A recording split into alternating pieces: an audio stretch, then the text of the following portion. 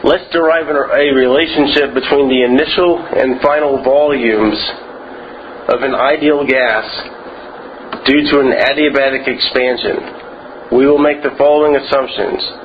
The heat capacity at specific volume is derivative of U with respect to T, derivative of internal energy with respect to temperature at constant volume.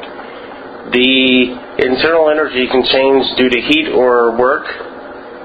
Since the expansion is adiabatic, the change in heat is zero. The only work that's going to be done is expansion work, so the change in work is negative P dV.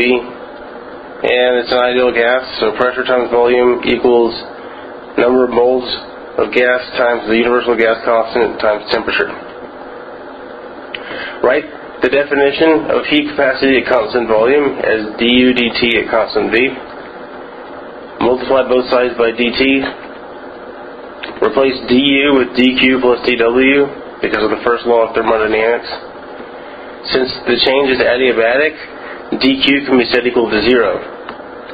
Since the only work done is pressure volume expansion work, we can replace dw with negative p dv. Because we're dealing with an ideal gas, pv equals nRT, so therefore we can replace p with nRT over v. Divide both sides by nr.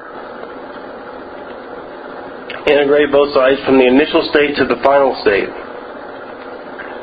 Doing the integrals, the integral of 1 over v is natural log of v, the integral of 1 over t is natural log of t, and we evaluated at the final and initial state.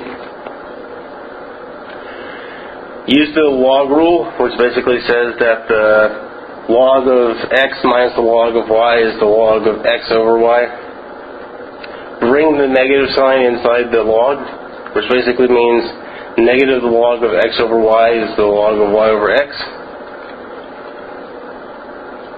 Bring the c sub v over nr into the log, because basically what we're saying is that x times the log of y is the log of y to the x power. Take the exponential of both sides. So we see that the initial volume over the final volume is equal to the initial temperature, is equal to the final temperature over the initial temperature raised to the c sub v over nr power. That's the relationship between the initial and final volume and temperature during an adiabatic expansion of an ideal gas.